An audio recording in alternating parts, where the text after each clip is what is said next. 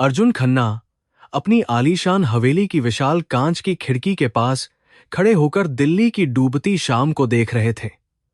बाहर की दुनिया शोर और रोशनी से भरी थी, लेकिन उनके भीतर एक अजीब सी खामोशी छाई हुई थी। 10 साल बीत गए थे, लेकिन उनके दिल का बोझ कम होने का नाम नहीं ले रहा था।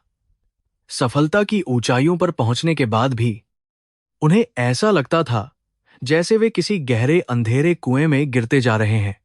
उनके चारों ओर मौजूद रेशमी पर्दे और महंगे कालीन भी उन्हें वह सुकून नहीं दे पा रहे थे। उनके हाथ में पकड़े हुए शराब के गिलास में बर्फ के टुकड़े धीरे धीरे पिघल रहे थे, जैसे उनका अपना अस्तित्व समय की मार से पिघल रहा हो। अर्जुन ने अपने जीवन में सब कुछ हासिल कर लिया था, दौलत, शोहरत और समाज में एक ऊंचा स्थान, लेकिन उनके पास अपना कहने वाला कोई नहीं था। उनकी मान गायत्री देवी हमेशा उन्हें और अधिक सफल होने के लिए प्रेरित करती रहती थीं। लेकिन अर्जुन को पता था कि इस सफलता की कीमत उन्होंने क्या चुकाई है। हर बार जब वे अपनी तिजोरी को भरते थे तो उन्हें अपनी आत्मा और भी खाली महसूस होती थी।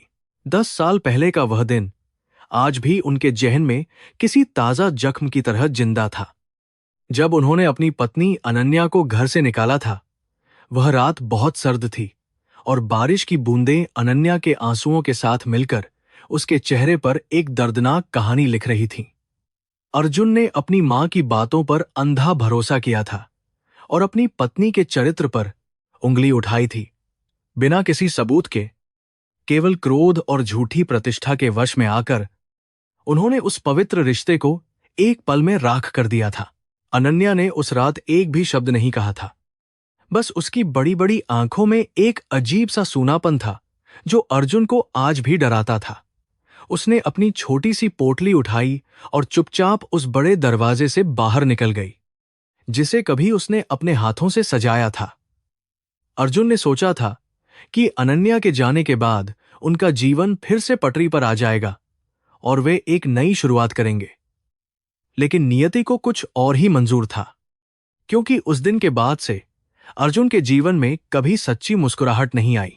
गायत्री देवी अक्सर कहती थीं कि खानदान की इज्जत से बढ़कर कुछ भी नहीं होता, और अर्जुन ने इसी झूठी इज्जत की खातिर अपनी मोहब्बत की बलि चढ़ा दी थी। उनके आलीशान बंगले के हर कोने में अनन्या की यादें बसी हुई थीं, कभी उसकी हंसी की खनक तो कभी उसके गहनों की झंकार। अर्जुन ने अपनी यादों को मिटाने के लिए कई बार घर का रंग गरोगन बदला, फर्नीचर बदला, लेकिन वे उस एहसास को नहीं बदल सके जो उन्हें हर रात सोने नहीं देता था। वे एक ऐसे अपराधी बन गए थे जिसकी सजा वे खुद भुगत रहे थे। एक दिन ऑफिस में काम करते समय अर्जुन के पुराने मुंशी का फोन आया, जो वाराणसी में उनके पुश्तैनी कारोबार की देखभाल करता था। मुंशी जी की आवाज में एक अजीब सी घबराहट थी। उन्होंने बताया कि वाराणसी की संपत्तियों में कुछ कानूनी अड़चनें आ रही हैं और अर्जुन का वहां जाना अनिवार्य है। वाराणसी का नाम सुनते ही अर्जुन के सीने में एक कसक उठी, क्योंकि वही वह शहर था जहां उन्होंने अनन्या के साथ अपने जीवन के सबसे खूबसूरत और सबसे दर्दनाक पल बिताए थे। वहां की गलियां उन्हें बुला रही थीं। शुरुआत में अर्जुन ने वहां जाने से इनकार कर दिया, क्योंकि वे उन पुराने जख्मों को फिर से कुरेदना नहीं चाहते थे जो अभी तक भरे नहीं थे। लेकिन रात भर बिस्तर पर करवटें बदलते हुए उन्हें लगा कि शायद यह नियति का कोई संकेत है। शायद उन्हें अपने पापों का प्रायश्चित करने का एक मौका मिल रहा है। अगले दिन सुबह उन्होंने अपनी मां को सूचित किया कि वे कुछ हफ्तों के लिए वाराणसी जा रहे हैं। गायत्री देवी ने थोड़ा विरोध किया, लेकिन अर्जुन के दृढ़ निश्चय के आगे उन्हें झुकना पड़ा और अपनी सहमति देनी पड़ी। अपनी यात्रा की तैयारी करते समय अर्जुन ने अलमारी के एक गुप्त कोने से अनन्या की एक पुरानी तस्वीर निकाली, जो उन्होंने वर्षों से छिपाकर रखी थी। तस्वीर में वह खिलखिला रही थी और उसकी आंखों में अर्जुन के लिए अगाध प्रेम था। उस तस्वीर को देखकर अर्जुन की आंखों में आंसू आ गए और उन्हें अपनी कायरता पर घृणा होने लगी। उन्होंने सोचा कि क्या अनन्या अब भी वैसी ही होगी, या समय की थपेड़ों ने उसे पूरी तरह बदल दिया होगा। क्या वह अब भी वाराणसी के उसी पुराने शहर में कहीं छिपी हुई होगी? दिल्ली से वाराणसी की उड़ान के दौरान अर्जुन केवल खिड़की से बाहर बादलों को देख रहे थे और अपने अतीत की कड़ियों को जोड़ने की कोशिश कर रहे थे। उन्हें याद आया कि कैसे उन्होंने अनन्या के परिवार को भी अपमानित किया था, जिसके कारण उसके पिता यह सदमा बर्दाश्त नहीं कर पाए थे। अर्जुन को अपनी हर एक गलती का एहसास हो रहा था, लेकिन वे जानते थे कि समय को पीछे नहीं मोड़ा जा सकता। वाराणसी की पवित्र धरती पर कदम रखने से पहले उनके मन में डर और उम्मीद का एक अजीब मिश्रण पैदा हो रहा था। जब विमान वाराणसी के हवाई अड्डे पर उतरा, तो वहां की गर्म हवा और मिट्टी की खुशबू ने अर्जुन का स्वागत किया। शहर की भीड़-भाड़ और गंगा के घाटों की घंटियों की आवाजें उनके कानों में गूंजने लगीं। वे जानते थे कि यह केवल एक व्यावसायिक यात्रा नहीं है, बल्कि यह उनके स्वयं के अस्तित्व की खोज की यात्रा है। गाड़ी में बैठकर जब वे अपने पुराने घर की ओर जा रहे थे, तो उन्होंने सड़क किनारे के दृश्यों को ध्यान से देखना शुरू किया, जैसे वे किसी को ढूंढ रहे हों। वाराणसी की गलियां आज भी वैसी ही संकरी और रहस्यमयी थीं, जहां हर मोड़ पर एक नई कहानी छिपी हुई थी। अर्जुन का मन बेचैन था और उनकी नजरें हर उस महिला पर टिक जाती थीं जो साड़ी पहनकर सड़क किनारे चल रही होती थी। उन्हें लग रहा था कि शायद किस्मत उन्हें अनन्या के पास ले जाएगी, भले ही वह मुलाकात कितनी भी दर्दनाक क्यों न हो। वे अपने आलीशान होटल के कमरे में पहुंचे, लेकिन वहां की सुख सुविधाएं भी उन्हें आकर्षित नहीं कर पा रही थीं, क्योंकि उनका मन घाटों पर भटक रहा था। शाम को गंगा आरती देखने के बहाने अर्जुन दशाश्वमेध घाट की ओर निकल पड़े, जहां हजारों दियों की रोशनी पानी पर तैर रही थी। वहां की आध्यात्मिकता और मंत्रोच्चार ने कुछ समय के लिए उनके मन को शांति दी, लेकिन जैसे ही आरती समाप्त हुई, अकेलेपन का वही पुराना एहसास फिर लौट आया। भीड़ के बीच चलते हुए उन्हें अचानक ऐसा महसूस हुआ जैसे कोई उन्हें देख रहा है। उन्होंने पीछे मुड़कर देखा, लेकिन वहां केवल अजनबियों के चेहरे थे, जो अपनी अपनी आस्था और परेशानियों में डूबे हुए गंगा के किनारे चल रहे थे। रात के अंधेरे में अर्जुन ने फैसला किया कि वे कल सुबह जल्दी उठेंगे और शहर के उन हिस्सों का दौरा करेंगे जहां गरीब और असहाय लोग रहते हैं। उन्हें पता नहीं था कि वे क्या ढूंढ रहे हैं, लेकिन उनके भीतर की एक आवाज उन्हें गलियों में भटकने के लिए प्रेरित कर रही थी। उन्होंने अपनी डायरी में कुछ शब्द लिखे जो उनके पश्चाताप की गवाही दे रहे थे। नींद उनकी आंखों से कोसों दूर थी और बाहर गंगा की लहरें एक ऐसी कहानी सुना रही थीं जिसका अंत अभी लिखा जाना बाकी था। अर्जुन को यह आभास होने लगा था कि उनकी इस यात्रा का उद्देश्य संपत्ति बचाना नहीं, बल्कि अपनी खोई हुई इंसानियत को वापस पाना है। उन्होंने खिड़की से बाहर देखा, जहां रात के अंधेरे में वाराणसी की गलियां किसी भूल भुलैया की तरह लग रही थीं। उन्होंने भगवान शिव से प्रार्थना की कि उन्हें इतनी शक्ति दें कि वे अपने अतीत का सामना कर सकें और अगर संभव हो तो अनन्या से माफी मांग सकें। वे नहीं जानते थे कि अगले दिन का सूरज उनके जीवन में कितना बड़ा तूफान लेकर आने वाला है। अगली सुबह वाराणसी की धूप बहुत तीखी थी, जैसे वह शहर के हर कोने को अपनी आग से जला देना चाहती हो। अर्जुन अपने होटल के कमरे में बेचैनी से टहल रहे थे। उनके मन में अजीब सी हलचल मची हुई थी।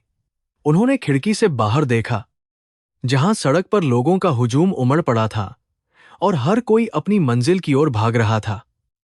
अर्जुन ने महसूस किया कि इस शहर की हवा में एक पुरानी खुशबू है जो उन्हें उनके बीते हुए कल की याद दिला रही थी, जिसे वे अब तक भूलना चाहते थे। अर्जुन ने अपनी कार तैयार करने का निर्देश दिया, क्योंकि उन्हें शहर के दूसरे छोर पर एक महत्वपूर्ण व्यापारिक बैठक में शामिल होना था। जैसे ही उनकी बड़ी और काली एसयूवी वाराणसी की तंग गलियों से गुजरी, धूल और धुएं के गुबार ने खिड़कियों को घेर लिया। सड़क पर रिक्शा, गायों और पैदल चलने वालों की भीड़ के कारण कार की गति बहुत धीमी हो गई थी। अर्जुन ने अपना चश्मा उतारा और बाहर के शोर को सुनने की कोशिश की, जो उनके भीतर की खामोशी से बिल्कुल अलग था और उन्हें मानसिक रूप से काफी परेशान कर रहा था। गर्मी इतनी ज्यादा थी कि सड़क से उठती हुई लू के थपेड़े कार के एयर कंडीशनर को भी मात दे रहे थे। ट्रैफिक जाम के कारण उनकी कार एक चौराहे पर काफी देर तक रुकी रही, जहां चारों ओर शोर ही शोर था। अर्जुन की नजरें बेख्याली में सड़क के किनारे लगे एक छोटे से स्टॉल पर पड़ी, जहां कुछ पुराने मिट्टी के घड़े रखे हुए थे। वहां एक महिला फटी हुई नीली साड़ी पहने बैठी थी, जो आने जाने वाले प्यासे यात्रियों को तांबे के लोटे से पानी पिला रही थी, और उसके चेहरे पर थकान साफ दिख रही थी। उस महिला के बाल धूल से सने हुए थे और उसकी त्वचा तेज धूप के कारण काफी काली पड़ गई थी, जिससे उसकी उम्र का सही अंदाजा लगाना मुश्किल था। उसके हाथ पानी के घड़ों को उठाने के कारण खुरदरे और नीले पड़ गए थे, लेकिन उसके काम करने के तरीके में एक अजीब सी गरिमा थी। अर्जुन को अचानक उस महिला की गर्दन के पीछे का एक छोटा सा जन्मचिह्न दिखाई दिया, जिसे देखकर उनका दिल जोरों से धड़कने लगा। उनकी सांसें अटक गईं और उन्हें लगा कि शायद उनकी आंखों को कोई बहुत बड़ा धोखा हो रहा है। अर्जुन ने कार का शीशा नीचे किया ताकि वे उस महिला को और भी करीब से देख सकें। भले ही बाहर की धूल भरी हवा अंदर आने लगी थी, जैसे ही उस महिला ने अपना सिर उठाया और आसमान की ओर देखा, अर्जुन के पैरों तले जमीन खिसक गई, क्योंकि वह चेहरा अनन्या का था। वह वही अनन्या थी जिसे वे कभी अपनी दुनिया मानते थे, लेकिन अब उसके चेहरे पर केवल दुखों की लकीरें और गरीबी का साया मंडरा रहा था। उनकी आंखों के सामने अंधेरा छा गया और वे अपनी सीट पर बेदम होकर पीछे गिर पड़े। अनन्या अब वह नाजुक और सुंदर लड़की नहीं रही थी जिसे अर्जुन ने 10 साल पहले एक अमीर और प्रतिष्ठित घर की बहू बनाया था। उसकी आंखों की वह चमक अब गायब हो चुकी थी और उसकी जगह एक गहरी उदासी ने ले ली थी, जो पत्थर को भी पिघला दे। वह एक भिखारी की तरह दिख रही थी, जो चंद रुपयों के लिए चिलचिलाती धूप में पानी बेच रही थी ताकि अपना पेट भर सके। अर्जुन को याद आया कि अनन्या कभी सोने के गहनों और रेशमी साड़ियों के बिना घर से बाहर कदम भी नहीं रखती थी। एक रिक्शा वाला उसके पास आया और उसने बहुत ही रूखे स्वर में पानी मांगा, जिस पर अनन्या ने बिना किसी शिकायत के उसे पानी पिलाया। रिक्शा वाले ने उसे एक सिक्का थमाया जो सड़क पर गिर गया, और अनन्या ने झुककर उस सिक्के को मिट्टी से उठाया जैसे वह उसकी पूरी जिंदगी की कमाई हो। यह देखकर अर्जुन का कलेजा मुंह को आ गया और उन्हें अपनी आलीशान जिंदगी पर धिक्कार महसूस होने लगा। वे सोच भी नहीं सकते थे कि उनकी पत्नी इस तरह सड़क पर दर दर भटकने को मजबूर हो जाएगी। अर्जुन का मन हुआ कि वे अभी कार से बाहर कूद जाएं और अनन्या को गले लगाकर जोर जोर से रोएं, लेकिन उनकी हिम्मत जवाब दे रही थी। वे किस मुंह से उसके सामने जाते, जिन्होंने उसे बिना किसी कसूर के घर से निकाल दिया था और उसके आत्मसम्मान को कुचल दिया था। उनके भीतर की शर्मिंदगी ने उन्हें उस कार की सीट से बांध दिया था, जिससे बाहर निकलना उनके लिए नामुमकिन सा हो गया था। वे बस एक मूक दर्शक की तरह अपनी पत्नी की दुर्दशा को देख रहे थे और उनका दिल बुरी तरह टूट रहा था। जैसे ही ट्रैफिक थोड़ा खुला, ड्राइवर ने कार आगे बढ़ानी शुरू की, लेकिन अर्जुन की नजरें अभी भी उसी दिशा में टिकी हुई थीं जहां अनन्या खड़ी थी। उन्होंने देखा कि वह पसीने से तर बतर होकर अपने पल्लू से चेहरा पोंछ रही थी और फिर से अगले ग्राहक का इंतजार करने लगी थी। अर्जुन ने ड्राइवर को कार रोकने के लिए कहा, लेकिन भीड़ इतनी ज्यादा थी कि वहां रुकना संभव नहीं था। वे बस बेबसी के साथ उसे दूर जाते हुए देखते रहे और उनकी आंखों से आंसू बहने लगे जो रुक नहीं रहे थे। कार के भीतर का ठंडा वातावरण अब अर्जुन को चुभने लगा था। उन्हें लग रहा था कि वे इस विलासिता के हकदार नहीं हैं, जबकि अनन्या वहां तड़प रही है। उन्होंने सोचा कि इन 10 सालों में उसने कितनी रातें भूखे पेट बिताई होंगी और कितनी बार उसने भगवान से अपनी मौत की दुआ मांगी होगी। अर्जुन को अपनी मां की वह सारी बातें याद आने लगीं जिन्होंने अनन्या के खिलाफ जहर घोला था, और अर्जुन ने उस जहर को अमृत समझकर पी लिया था। वे खुद को एक कातिल की तरह महसूस कर रहे थे। ड्राइवर ने रियर व्यू मिरर में अर्जुन के रोते हुए चेहरे को देखा और घबराकर पूछा कि क्या उनकी तबीयत खराब है। लेकिन अर्जुन के पास कोई जवाब नहीं था। वे बस खिड़की की तरफ मुड़ गए और अपने चेहरे को हाथों से छिपा लिया ताकि कोई उनका दर्द न देख सके। उन्हें अपनी उस पुरानी हवेली की याद आई जहां अनन्या हर रोज तुलसी के पौधे के सामने दिया जलाती थी और सबकी खुशहाली की प्रार्थना करती थी। आज वही हाथ प्यासे अजनबियों को पानी पिलाकर अपनी गुजर बसर करने के लिए कड़ा संघर्ष कर रहे थे। वाराणसी की धूल भरी सड़कों पर अनन्या की वह छवि अर्जुन के दिमाग में घर कर गई थी, जिसे वे अब कभी नहीं भुला पाएंगे। उन्होंने अपनी मीटिंग रद्द करने का फैसला किया क्योंकि अब उनके लिए व्यापार से ज्यादा महत्वपूर्ण वह सच था जिसे वे आज तक नजरअंदाजा करते आए थे। अर्जुन ने अपने पुराने मुंशी को फोन किया और उन्हें आदेश दिया कि वे तुरंत उस इलाके के बारे में जानकारी जुटाएं जहां अनन्या पानी बेच रही थी। उन्हें हर हाल में यह जानना था कि अनन्या का पता और उसकी असली स्थिति क्या है। रात को होटल लौटते समय अर्जुन ने देखा कि वही जगह अब सूनी पड़ी थी। वहां केवल मिट्टी के कुछ टूटे हुए घड़े पड़े थे जो दिन भर की गवाही दे रहे थे। उन्होंने अपनी कार रुकवाई और उस जगह जाकर खड़े हो गए जहां कुछ घंटों पहले अनन्या खड़ी थी। वहां की मिट्टी अभी भी बहुत गर्म थी। अर्जुन ने महसूस किया कि वहां की हवा में अभी भी उसकी खामोश चीखें दबी हुई हैं जो उनसे सवाल कर रही थीं। उन्होंने आसमान की तरफ हाथ जोड़कर अपनी गलतियों के लिए माफी मांगी, लेकिन दिल नहीं माना। अर्जुन को एहसास हुआ कि वे जिस सम्मान और प्रतिष्ठा के पीछे भाग रहे थे वह सब मिट्टी के घड़े की तरह क्षणभंगुर है जो एक छोटी सी ठोकर से टूट जाता है। असली दौलत तो वह प्यार और वफादारी थी जिसे उन्होंने अपने हाथों से गटर में फेंक दिया था और अब उसे पाने के लिए तरस रहे थे। वे जानते थे कि अनन्या को फिर से पाना आसान नहीं होगा क्योंकि उन्होंने जो जख्म दिए थे वे बहुत गहरे थे, लेकिन उन्होंने मन ही मन संकल्प लिया कि वे हार नहीं मानेंगे और सच्चाई को उजागर करेंगे। जैसे जैसे रात गहराती गई, अर्जुन की बेचैनी बढ़ती गई और वे होटल के कमरे में इधर उधर भटकते रहे। उनकी आंखों में केवल अनन्या का वह थका हुआ चेहरा था। उन्हें लग रहा था कि गंगा मैया ने उन्हें यहां किसी खास मकसद से बुलाया है और अब वे बिना उस मकसद को पूरा किए नहीं लौटेंगे। वे खिड़की के पास जाकर बैठ गए और दूर जलती हुई चिताओं की रोशनी को देखने लगे जो उन्हें जीवन की नश्वरता की याद दिला रही थी। अब केवल एक ही लक्ष्य था, अनन्या की सच्चाई जानना और पूर्ण प्रायश्चित करना। अर्जुन ने अपनी डायरी निकाली और उसमें अपने मन की व्यथा लिखने की कोशिश की, लेकिन शब्द उनका साथ नहीं दे रहे थे क्योंकि उनके पास कहने को कुछ नहीं था। उन्होंने सोचा कि वे अनन्या को क्या बताएंगे। क्या वे कहेंगे कि वे एक कायर थे जिन्होंने अपनी पत्नी पर भरोसा नहीं किया। हर शब्द एक कांटे की तरह उनके गले में चुभ रहा था और उन्हें अपनी आवाज से नफरत होने लगी थी। वे बस चाहते थे कि समय रुक जाए और उन्हें अपनी उन गलतियों को सुधारने का मौका मिले जो उन्होंने 10 साल पहले की थी। वाराणसी की रातों में एक अजीब सा जादू होता है, लेकिन अर्जुन के लिए यह रात एक सजा की तरह थी जो कभी खत्म नहीं होने वाली थी।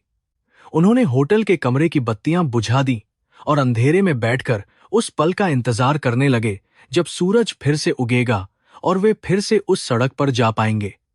उनके मन में हजारों सवाल थे। अनन्या यहां कैसे पहुंची? उसके परिवार वाले कहां हैं? क्या उसने कभी अर्जुन को याद किया या फिर वह केवल नफरत के साये में जी रही है? ये सवाल उन्हें अंदर ही अंदर खाए जा रहे थे। अगली सुबह होने से पहले ही अर्जुन तैयार हो गए। उनका शरीर थकान से चूर था, लेकिन उनका मन एक नई ऊर्जा से भरा हुआ था जो प्रायश्चित से पैदा हुई थी। उन्होंने सादे कपड़े पहने ताकि वे भीड़ में आसानी से घुल मिल सके और किसी का ध्यान अपनी ओर आकर्षित न करें। वे नहीं चाहते थे कि उनकी अमीरी अनन्या और उनके बीच फिर से कोई दीवार खड़ी करे। वे केवल एक अपराधी के रूप में उसके सामने जाना चाहते थे। उन्होंने अपने बटुए से वह पुरानी तस्वीर निकाली और उसे चूमकर अपनी जेब में रख लिया। होटल से बाहर निकलते ही ताजा हवा ने उनके चेहरे को छुआ, लेकिन वे केवल उस तपती हुई सड़क के बारे में सोच रहे थे जहां अनन्या अपना जीवन काट रही थी। उन्होंने रिक्शा लिया और उसी चौराहे की ओर चल पड़े जहां कल उन्होंने उस दृश्य को देखा था जिसने उनकी पूरी दुनिया हिला दी थी। जैसे जैसे वे करीब पहुंच रहे थे, उनके दिल की धड़कनें तेज होती जा रही थीं और हाथ कांपने लगे थे। उन्हें डर था कि कहीं वे फिर से उसे न खो दें, कहीं वह वहां से हमेशा के लिए चली न गई हो। चौराहे पर पहुंचकर अर्जुन ने देखा कि अभी तक कोई वहां नहीं आया था। केवल कुछ आवारा कुत्ते वहां सो रहे थे और सड़क पर सन्नाटा पसरा हुआ था। वे एक पेड़ के नीचे छिपकर खड़े हो गए और उस जगह की निगरानी करने लगे जहां अनन्या अपने घड़े रखती थी। करीब 1 घंटे के इंतजार के बाद उन्होंने देखा कि एक बहुत ही दुबली पतली आकृति सिर पर भारी घड़ा रखे हुए धीरे धीरे उस ओर आ रही थी। वह अनन्या ही थी जो सुबह की पहली किरण के साथ अपने संघर्ष की शुरुआत करने निकली थी। अनन्या ने बड़ी सावधानी से अपने घड़े जमीन पर रखे और एक पुरानी बोरी बिछाकर वहां बैठ गई। उसके चेहरे पर वही पुरानी शांति थी जो कभी अर्जुन को सुकून देती थी। उसने अपनी आंखें बंद की और हाथ जोड़कर भगवान का शुक्रिया अदा किया। यह देखकर अर्जुन की आंखों में फिर से आंसू भर आए, क्योंकि उसे इस हाल में भी कोई शिकायत नहीं थी। अर्जुन को लगा कि वह कोई साधारण महिला नहीं, बल्कि एक देवी है जिसे उन्होंने अपने अहंकार के पैरों तले कुचलने की कोशिश की थी, लेकिन वह अभी भी अडिग खड़ी थी। अर्जुन ने अपना चेहरा छिपाते हुए उसके करीब जाने की कोशिश की। महार करती है ताकि वे उसकी बातों को सुन सकें और देख सकें कि वह लोगों से कैसे व्यवहार करती है। एक बूढ़ा आदमी उसके पास आया और उसने पानी मांगा। अनन्या ने बहुत ही प्यार से उसे पानी पिलाया और जब उस आदमी ने पैसे देने चाहे तो उसने मना कर दिया। उसने कहा कि बाबा, आपकी दुआ ही मेरे लिए काफी है। पैसे तो आते जाते रहते हैं, लेकिन इंसानियत कभी नहीं मरनी चाहिए। यह सुनकर अर्जुन का हृदय परिवर्तन पूरी तरह से हो गया और वे वहां खड़े नहीं रह सके। वहां से वापस आते समय अर्जुन ने महसूस किया कि वे अब कभी वही इंसान नहीं रह पाएंगे जो वे दिल्ली से चलते समय थे। उन्होंने तय किया कि वे अब अपनी सारी ताकत और दौलत का इस्तेमाल अनन्या के सच को खोजने और उसे उसका हक वापस दिलाने में करेंगे। वे जानते थे कि रास्ता कांटों भरा है और उनकी अपनी मां सबसे बड़ी बाधा बनेंगी, लेकिन अब वे किसी से नहीं डरने वाले थे। वाराणसी की पावन धरती ने उन्हें एक नया जीवन दान दिया था और उन्हें इसका सम्मान करना ही होगा। अपने होटल पहुंचकर अर्जुन ने मुंशी जी को फिर से बुलाया और इस बार उन्होंने अपनी आवाज में एक कठोरता महसूस की जो पहले कभी नहीं थी। उन्होंने साफ कह दिया कि अगर आज शाम तक अनन्या की सारी जानकारी उनके पास नहीं आई तो वे मुंशी जी को बर्खास्त कर देंगे। वे अब किसी भी तरह की देरी बर्दाश्त नहीं कर सकते थे, क्योंकि हर बीतता हुआ पल अनन्या के लिए एक नई मुसीबत लेकर आ सकता था। अर्जुन ने खिड़की से दूर बहती हुई गंगा को देखा, जो शांति से अपनी मंजिल की ओर बढ़ रही थी। अर्जुन अपने होटल के कमरे के अंधेरे में अकेले बैठे थे और उनकी यादें उन्हें 10 साल पीछे दिल्ली की उस भव्य हवेली में ले गईं। वह घर बाहर से खुशियों और समृद्धि से भरा हुआ लगता था, लेकिन उसकी दीवारों के पीछे नफरत और ईर्ष्या का एक गहरा जाल बुना जा रहा था। गायत्री देवी को कभी भी अनन्या की सादगी और उसका सीधा सादा मध्यम वर्गीय स्वभाव पसंद नहीं आया था। उन्हें एक ऐसी बहू चाहिए थी जो उनके अहंकार को संतुष्ट कर सके और उनके व्यापारिक रिश्तों को और मजबूत बना सके। लेकिन अनन्या केवल प्रेम बांटना जानती थी।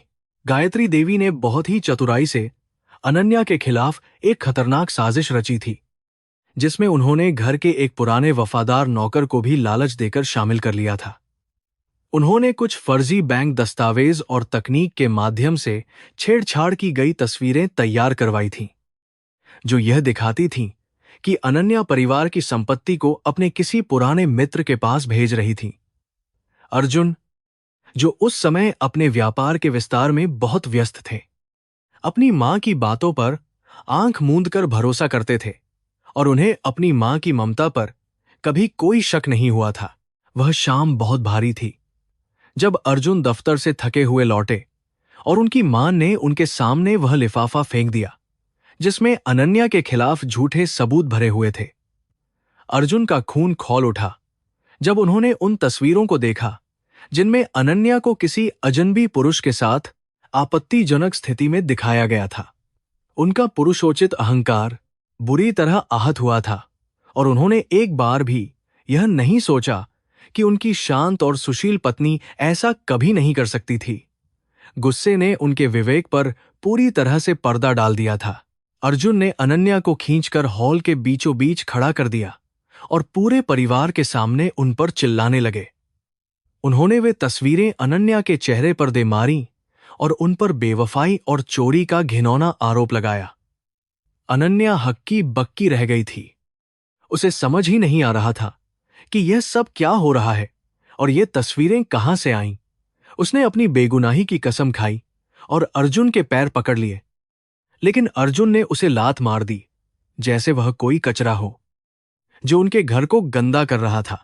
अनन्या की आंखों में आंसुओं का सैलाब था, लेकिन अर्जुन को उन आंसुओं में केवल मक्कारी और नाटक दिखाई दे रहा था। जब उसने देखा कि अर्जुन और गायत्री देवी ने मिलकर उसे पूरी तरह से अपराधी घोषित कर दिया है, तो उसने बोलना बंद कर दिया। उसकी खामोशी अर्जुन को और भी ज्यादा चिढ़ा रही थी, क्योंकि उन्हें लग रहा था कि वह अपनी गलती मान चुकी है। अनन्या ने महसूस कर लिया था कि जिस घर में उसके चरित्र पर सवाल उठाए गए हैं, वहां अब उसका कोई स्थान नहीं बचा है और उसे जाना होगा। बाहर तेज बारिश होने लगी थी और बिजली कड़क रही थी, जैसे कुदरत भी इस अन्याय पर अपना रोष प्रकट कर रही हो। अर्जुन ने अनन्या का हाथ पकड़ा और उसे घसीटते हुए मुख्य द्वार तक ले गए, जहां बारिश की बूंदें उसके चेहरे को भिगो रही थीं। उन्होंने उसके कपड़े और एक छोटी सी पोटली बाहर फेंक दी और दहाड़ते हुए कहा कि अब इस घर की चौखट पर अपनी गंदी परछाई भी मत डालना। अनन्या बिना पीछे मुड़े उस अंधेरी और तूफानी रात में गायब हो गई, जबकि अर्जुन ने दरवाजा बंद कर लिया। गायत्री देवी उस समय पीछे खड़ी होकर एक विजयी मुस्कान के साथ यह सब देख रही थीं। उन्हें लगा कि उन्होंने अपने रास्ते का कांटा हमेशा के लिए हटा दिया है। अर्जुन को लगा कि उन्होंने अपने परिवार की मर्यादा बचा ली है, लेकिन वे यह नहीं जानते थे कि उन्होंने अपनी खुशियों का गला घोंट दिया है। उस रात के बाद हवेली में एक ऐसी मनहूसियत छा गई जिसने धीरे धीरे पूरे परिवार के सुख चैन को निगल लिया। अर्जुन ने कभी यह जानने की कोशिश नहीं की कि अनन्या उस रात कहां गई और उसने कैसे जान बचाई। कुछ ही हफ्तों के भीतर अर्जुन ने तलाक के कागजात तैयार करवा लिए और उन पर अपने दस्तखत कर दिए, जैसे वे किसी व्यापारिक सौदे को खत्म कर रहे हों। अनन्या की तरफ से कोई विरोध नहीं आया। उसने बिना किसी गुजारा भत्ते की मांग किए उन कागजातों पर हस्ताक्षर कर दिए और हमेशा के लिए अर्जुन की जिंदगी से दूर चली गई। अर्जुन को उस समय अपनी जीत पर गर्व हो रहा था, लेकिन आज जब वे वाराणसी की गलियों में भटक रहे हैं, तो उन्हें एहसास हो रहा है कि वे उस दिन बहुत हार चुके थे। अर्जुन को अब धुंधली यादों के बीच अपने छोटे भाई समीर का वह डरा हुआ चेहरा भी याद आने लगा, जो उस रात कोने में खड़ा कांप रहा था। समीर कुछ कहना चाहता था, लेकिन गायत्री देवी ने उसे एक कठोर नजर से खामोश कर दिया था। अर्जुन ने उस समय इस बात पर ध्यान नहीं दिया था, लेकिन आज उन्हें लग रहा है कि समीर भी इस खेल का एक हिस्सा था, या फिर वह सच जानता था। पश्चाताप की आग अर्जुन के सीने में जल रही थी और वे अपने अतीत से भागना चाहते थे। वाराणसी के होटल की खिड़की से बाहर देखते हुए अर्जुन को लग रहा था कि वे उस रात के असली अपराधी हैं, अपनी मां के नहीं। उन्होंने अपनी पत्नी के प्रति अपने धर्म का पालन नहीं किया और उसे एक ऐसे समाज में अकेला छोड़ दिया जहां एक अकेली महिला के लिए जीना मौत से भी बदतर होता है।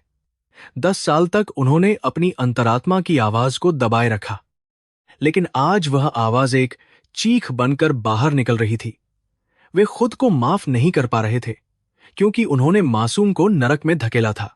अर्जुन ने बनारस की एक तंग गली में अपने पुराने वफादार नौकर राम सिंह को खोज निकाला। जो अब एक छोटी सी दुकान चलाता था।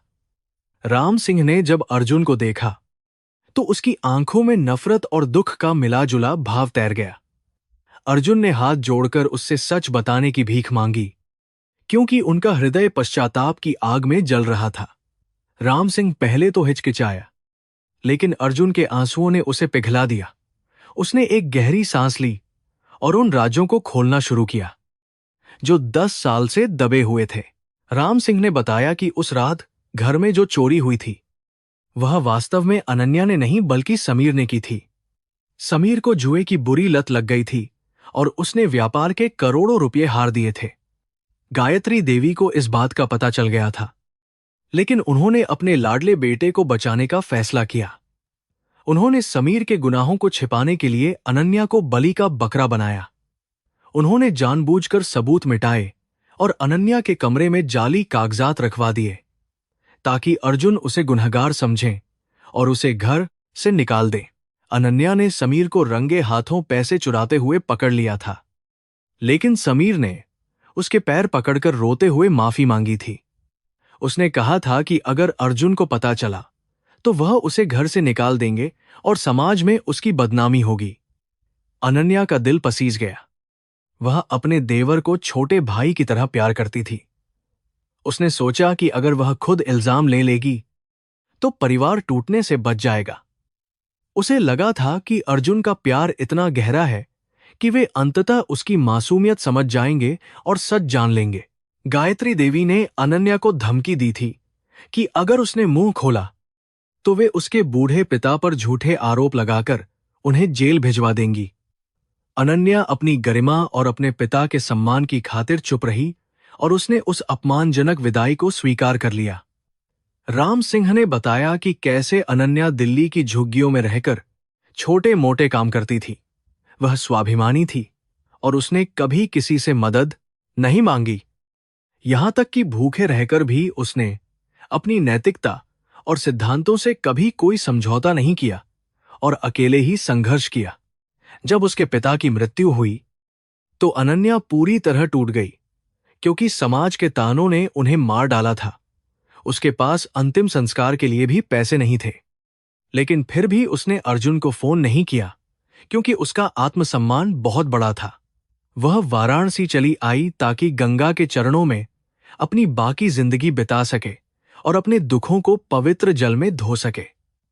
यहां उसने प्यासे लोगों को पानी पिलाने का काम शुरू किया, जिसे वह एक सेवा मानती थी। राम सिंह की बातें सुनकर अर्जुन का सिर झुक गया। अर्जुन को अब समझ आया कि अनन्या की वह खामोशी कोई अपराध बोध नहीं था, बल्कि वह उसकी महानता और त्याग का प्रतीक था। उसने अपने पति के परिवार की प्रतिष्ठा बचाने के लिए अपनी पूरी जिंदगी नर्क बना ली थी। अर्जुन ने सोचा कि वे कितने अंधे थे जो अपनी पत्नी की आंखों में छिपे उस असीम दर्द और बलिदान को नहीं देख सके। वे उस महल में ऐशो आराम की जिंदगी जीते रहे, जबकि उनका असली खजाना सड़कों पर धूल छान रहा था और प्यासों की प्यास बुझा रहा था। यह एक महापाप था। राम सिंह ने यह भी बताया कि अनन्या हर दिन मंदिर जाकर अर्जुन की लंबी उम्र और सफलता के लिए प्रार्थना करती है। वह आज भी अपनी मांग में अर्जुन के नाम का सिंदूर नहीं लगाती, लेकिन उसके मन में अर्जुन की छवि एक देवता की तरह बसी हुई है। यह सुनकर अर्जुन फूट फूट कर रोने लगे, क्योंकि वे इस निस्वार्थ प्रेम के काबिल बिल्कुल भी नहीं थे।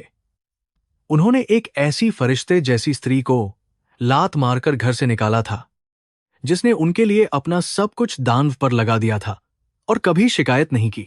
अर्जुन ने राम सिंह से पूछा कि क्या उसे पता है कि अनन्या कहाँ रहती है, तो उसने एक पुराने खंडहरनुमा मकान की ओर इशारा किया। वहां की स्थिति देखकर अर्जुन का दिल बैठ गया, जहां छत के नाम पर सिर्फ एक फटी हुई तिरपाल थी। चारों ओर गंदगी और गरीबी का आलम था, लेकिन अनन्या की गरिमा वहां भी कम नहीं हुई थी। अर्जुन ने महसूस किया कि वे अपराधी हैं और समाज के असली गुनहगार भी, जिन्होंने एक बेगुनाह औरत को इतनी बड़ी सजा दी। अब उनके भीतर केवल प्रायश्चित की आग धधक रही थी। उन्होंने समीर के बारे में सोचा, जो आज भी बड़े आराम से दिल्ली में रह रहा था और अपनी गलतियों का आनंद ले रहा था। अर्जुन को अपनी मां पर भी बहुत गुस्सा आया, जिन्होंने ममता के नाम पर इतना बड़ा पाप किया था। उन्होंने तय किया कि वे अब और चुप नहीं रहेंगे और सच्चाई को सबके सामने लाकर रहेंगे। लेकिन सबसे पहले उन्हें अनन्या के पास जाना था और उसके चरणों में गिरकर माफी मांगनी थी। उन्हें पता था कि वह शायद उन्हें कभी माफ न करे, फिर भी उन्हें कोशिश करनी थी। रात के सन्नाटे में अर्जुन उस खंडहर के पास जाकर खड़े हो गए, जहां अनन्या गहरी नींद में सो रही थी। चांदनी की रोशनी में उसका थका हुआ चेहरा चमक रहा था, जिस पर दुखों की एक लंबी कहानी लिखी हुई थी। अर्जुन ने उसे जगाने की हिम्मत नहीं की। वे बस दूर से उसे देखते रहे और अपनी आंखों से पश्चाताप के आंसू बहाते रहे। उन्होंने महसूस किया कि सच्चा स्वर्ग उस महल में नहीं, बल्कि इस त्याग की मूरत के करीब रहने में है। वे वहां घंटों तक बिना हिले खड़े रहे। अर्जुन ने अपने मन में एक योजना बनाई कि वे कैसे अनन्या को उसका खोया हुआ सम्मान वापस दिलाएंगे। वे जानते थे कि केवल पैसे देना काफी नहीं होगा, क्योंकि अनन्या का स्वाभिमान बहुत ऊंचा था। उन्हें समाज के सामने अपनी मां और भाई के गुनाहों को स्वीकार करना होगा। तभी अनन्या का चरित्र साफ हो पाएगा। यह एक बहुत कठिन रास्ता था, क्योंकि इसमें उनके अपने परिवार की बदनामी जुड़ी हुई थी। लेकिन अर्जुन ने फैसला कर लिया था कि वे अब केवल सत्य का साथ देंगे और धर्म का पालन करेंगे। उन्होंने राम सिंह को कुछ पैसे देने की कोशिश की, लेकिन उसने विनम्रता से मना कर दिया और कहा कि वह केवल सच की सेवा करना चाहता था। राम सिंह ने अर्जुन से कहा कि अनन्या को पैसों की नहीं, बल्कि अपने पति के विश्वास की जरूरत थी, जो 10 साल पहले खो गया था। अर्जुन को यह बात तीर की तरह चुभी और उन्हें अपनी पूरी जिंदगी एक झूठ की तरह लगने लगी। वे होटल वापस लौट आए, लेकिन उनका दिमाग लगातार अनन्या के संघर्षों और उसकी महानता के बारे में ही सोच रहा था। अगली दिन सुबह अर्जुन ने अपने वकील को फोन किया और दिल्ली की संपत्ति के कुछ कागजात तैयार करने को कहा। वे अब अपनी मां के नियंत्रण से बाहर निकलना चाहते थे और अपनी जिंदगी के फैसले खुद लेना चाहते थे। उन्होंने समीर को भी वाराणसी आने का संदेश भेजा, ताकि वह सबके सामने अपनी गलती स्वीकार कर सके। अर्जुन के स्वर में एक ऐसी दृढ़ता थी जो पहले कभी नहीं देखी गई थी। वे अब एक नया इंसान बन चुके थे, जिसका जन्म वाराणसी की गलियों के कड़वे सच से हुआ था। वे फिर से उसी चौराहे पर गए जहां अनन्या पानी बेच रही थी, लेकिन इस बार वे छिपकर नहीं, बल्कि साहस के साथ दूर खड़े रहे। उन्होंने देखा कि वह कैसे एक घायल कुत्ते को अपनी थाली से खाना खिला रही थी, जबकि वह खुद भूखी लग रही थी। उसकी दयालुता ने अर्जुन के कठोर हृदय को पूरी तरह से पिघला दिया और उन्हें अपनी अमीरी पर शर्म आने लगी। उन्होंने सोचा कि असली अमीर तो अनन्या है, जिसके पास दूसरों के लिए इतना बड़ा दिल है, और वे सबसे गरीब इंसान हैं। अर्जुन को याद आया कि अनन्या को चमेली के फूल बहुत पसंद थे, जो वे कभी उसके लिए नहीं लाए थे। उन्होंने पास की दुकान से कुछ ताजे फूल खरीदे और उन्हें अपने पास रख लिया, यह सोचकर कि शायद वे उसे दे पाएंगे। उनका मन एक बालक की तरह चंचल हो रहा था, जिसमें डर और उम्मीद दोनों ही समान रूप से मौजूद थे। वे बस सही समय का इंतजार कर रहे थे, जब वे उसके पास जाकर अपनी बात कह सकें। वाराणसी की हवा अब उन्हें पहले से ज्यादा पवित्र और शांत लग रही थी। सूरज की तपिश बढ़ती जा रही थी, लेकिन अर्जुन वहां से हिले नहीं। वे बस अनन्या की हर हरकत को अपनी यादों में कैद कर रहे थे। उन्होंने देखा कि कैसे कुछ शरारती लड़कों ने उसके घड़े को धक्का दिया, लेकिन उसने गुस्सा करने के बजाय मुस्कुराते हुए उसे उठा लिया। उसकी सहनशीलता ने अर्जुन को चकित कर दिया। वे समझ गए कि दुख ने उसे पत्थर नहीं बल्कि सोना बना दिया है। अर्जुन ने अपनी जेब में रखे गंगाजल को छुआ और शपथ ली कि वे अब अनन्या के आंसू नहीं बहने देंगे। दोपहर के समय जब भीड़ कम हुई, तो अनन्या एक पेड़ की छान में सुस्ताने के लिए बैठी और उसने अपनी फटी हुई डायरी निकाली। अर्जुन को उत्सुकता हुई कि वह उसमें क्या लिखती होगी। शायद उनके प्रति अपनी नफरत या फिर अपने अकेलेपन का दर्द। लेकिन दूर से देखने पर ऐसा लग रहा था कि वह कुछ भजन या प्रार्थनाएं लिख रही थी, जो उसे शांति देती थीं। अर्जुन का मन हुआ कि वे दौड़कर उसके चरणों में गिर जाएं, लेकिन उन्हें पता था कि अभी सच का पूरी तरह सामने आना बाकी है। अर्जुन ने महसूस किया कि उनके जीवन का असली उद्देश्य अब केवल अनन्या की सेवा करना ही है, चाहे इसके लिए उन्हें सब कुछ छोड़ना पड़े। उन्होंने दिल्ली के अपने सारे सुख सुविधाओं को त्यागने का मन बना लिया था, क्योंकि वे अब उस गंदगी का हिस्सा नहीं रहना चाहते थे। वाराणसी की इस पवित्र भूमि पर उन्हें वह ज्ञान प्राप्त हुआ था जिसे वे बड़े बड़े व्यापारिक सौदों में कभी नहीं पा सके थे। उनका हृदय अब करुणा से भरा हुआ था और उनकी आत्मा पूरी तरह से जागृत हो चुकी थी और बदल गई थी। जैसे जैसे शाम ढली, अर्जुन ने देखा कि अनन्या अपना सामान समेटकर घर की ओर चल पड़ी है। उसकी चाल में अब एक भारीपन था। अर्जुन उसके पीछे पीछे चलने लगे, साए की तरह उसका पीछा करते हुए, ताकि वे सुनिश्चित कर सकें कि वह सुरक्षित घर पहुंच जाए। रास्ते में कई लोग उसे प्रणाम कर रहे थे, जिससे पता चलता था कि उसने अपनी सेवा से लोगों का दिल जीत लिया था। अर्जुन को गर्व महसूस हुआ कि यह महान स्त्री कभी उनकी पत्नी थी, लेकिन दुख भी था कि उन्होंने उसे खो दिया। घर पहुंचकर जब अनन्या ने दिया जलाया, तो उस छोटी सी झोपड़ी में एक दिव्य रोशनी फैल गई जो अर्जुन की आत्मा तक पहुंच गई। उन्होंने दूर से ही उस रोशनी को प्रणाम किया और अपने होटल की ओर वापस लौट आए, जहां उन्हें कल की बड़ी लड़ाई के लिए तैयार होना था।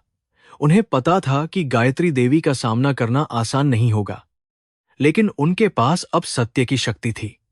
अर्जुन ने पूरी रात जागकर अपनी योजना को अंतिम रूप दिया। उनकी आंखों में अब संकल्प की एक नई चमक थी। उन्होंने समीर को एक अंतिम चेतावनी भरा संदेश भेजा कि यदि वह वाराणसी नहीं आया तो वे पुलिस को सब कुछ बता देंगे। अर्जुन अब किसी भी पारिवारिक मोह में नहीं पड़ना चाहते थे, क्योंकि उन्होंने अनन्या के साथ हुए अन्याय को अपनी आंखों से देख लिया था। उनका हर विचार अब केवल न्याय की दिशा में बढ़ रहा था और वे किसी भी कीमत पर इसे हासिल करना चाहते थे। वाराणसी की रात अब उन्हें डरा नहीं रही थी, बल्कि उन्हें एक नई सुबह की उम्मीद दे रही थी जो अब बहुत करीब थी। अर्जुन वाराणसी के एक शांत घाट पर बैठे थे जब उनके फोन की घंटी बजी और दिल्ली से उनके पुराने नौकर का फोन आया। नौकर ने घबराते हुए बताया कि गायत्री देवी को अचानक दिल का दौरा पड़ा है और उनकी हालत बहुत नाजुक बनी हुई है। अर्जुन के मन में एक अजीब सा द्वंद्व पैदा हो गया। एक तरफ उनकी मां थी जिसने उन्हें जन्म दिया था, और दूसरी तरफ वह महिला जिसने उनकी पत्नी की पूरी जिंदगी तबाह कर दी थी। उन्होंने तुरंत एम्बुलेंस का इंतजाम किया और अपनी मां को वाराणसी लाने का आदेश दिया। अस्पताल के सफेद गलियारों में फिनोल की तीखी गंध फैली हुई थी, जो अर्जुन की मानसिक बेचैनी को और भी ज्यादा बढ़ा रही थी। आईसीयू के बाहर खड़े होकर उन्होंने कांच की खिड़की से अपनी मां को देखा, जो कई मशीनों और पाइपों से घिरी हुई बेजान पड़ी थी। उनके चेहरे का वह पुराना शाही अहंकार अब पूरी तरह गायब हो गया था और उसकी जगह मृत्यु का भय साफ झलक रहा था। अर्जुन ने सोचा कि क्या यह वास्तव में कर्मों का फल है जो इतनी जल्दी उनके सामने आ गया है। तभी समीर अस्पताल पहुंचा। उसका चेहरा पीला पड़ा हुआ था और उसके हाथ बुरी तरह से कांप रहे थे, जो उसके डर को साफ दिखा रहे थे। उसने अर्जुन की आंखों में देखने की हिम्मत नहीं की, क्योंकि उसे पता था कि उसका काला राज अब पूरी तरह से खुल चुका है। अर्जुन ने उसे गर्दन से पकड़ा और पास की दीवार से सटा दिया। उनकी आवाज में एक ऐसी ठंडी नफरत थी जो समीर को अंदर तक कंपा रही थी। तुम्हारी कायरता की वजह से अनन्या आज सड़क पर पानी बेच रही है, अर्जुन ने कहा। समीर अस्पताल के फर्श पर अपने घुटनों के बल गिर पड़ा और फूट फूट कर रोने लगा। उसने अपनी हर गलती को विस्तार से स्वीकार किया। उसने बताया कि कैसे उसने अपनी जुए की लत को पूरा करने के लिए घर की तिजोरी से गहने और कीमती नकद राशि चुराई थी। गायत्री देवी ने उसे बचाने के लिए न केवल अनन्या को फंसाया, बल्कि अर्जुन के मन में उसके चरित्र के प्रति नफरत का जहर भी घोला था। अर्जुन को अपनी मां की ममता के पीछे छिपी इस राक्षसी प्रवृत्ति पर घृणा होने लगी। डॉक्टर ने बाहर आकर बताया कि गायत्री देवी को होश आ गया है, लेकिन वे किसी भी समय फिर से बेहोश हो सकती हैं। अर्जुन भारी कदमों से कमरे के भीतर गए, जहां उनकी मां की धुंधली आंखें उन्हें एक सहारे की तलाश में देख रही थीं। गायत्री देवी ने अपना हाथ उठाने की कोशिश की, लेकिन उनके शरीर में अब रत्ती भर भी ताकत नहीं बची थी। अर्जुन ने उनका हाथ नहीं पकड़ा, बल्कि वे एक पत्थर की मूर्ति की तरह उनके पास जाकर स्थिर खड़े हो गए। मान, आपने ऐसा क्यों किया? अर्जुन का स्वर बहुत धीमा था, लेकिन उसमें एक ऐसी गूंज थी जो कमरे के सन्नाटे को चीर रही थी। गायत्री देवी ने बोलने की कोशिश की, लेकिन उनकी आवाज केवल एक फुसफुसाहट बनकर रह गई, जिसमें पछतावे का कोई नामोनिशान नहीं था। उन्होंने अपनी टूटी फूटी आवाज में कहा कि अनन्या उनकी प्रतिष्ठा के लायक नहीं थी और वे उसे हमेशा के लिए दूर करना चाहती थीं। वे अभी भी अपनी गलती मानने के बजाय अपने अहंकार को बचाने की कोशिश कर रही थीं। अर्जुन ने उन्हें बताया कि उन्होंने अनन्या को बनारस की सड़कों पर धूल फांकते और प्यासे अजनबियों को पानी पिलाते हुए अपनी आंखों से देखा है। यह सुनते ही गायत्री देवी के चेहरे पर एक अजीब सी लकीर खिंच गई, जैसे उनकी आत्मा को किसी ने जोर का झटका दिया हो। उन्होंने कभी सपने में भी नहीं सोचा था कि उनके खानदान की बहू इस तरह की गरीबी में जी रही होगी। अर्जुन ने उन्हें वह सब कुछ बताया जो राम सिंह ने उनके काले कारनामों के बारे में कहा था। गायत्री देवी की आंखों से अंततः आंसू बहने लगे, लेकिन वे आंसू दुख के नहीं, बल्कि अपने विनाश के डर के थे जो अब उनके सामने था। उन्होंने स्वीकार किया कि अनन्या की सादगी और उसका निस्वार्थ स्वभाव उन्हें हमेशा छोटा महसूस कराता था। इसीलिए उन्होंने उसे बर्बाद करने की साजिश रची। उन्होंने समीर को बचाने का बहाना बनाया, लेकिन वास्तव में वे अर्जुन के जीवन पर अपना पूर्ण नियंत्रण चाहती थीं। यह सुनकर अर्जुन को लगा कि उनके पैरों तले की जमीन पूरी तरह से खिसक गई है।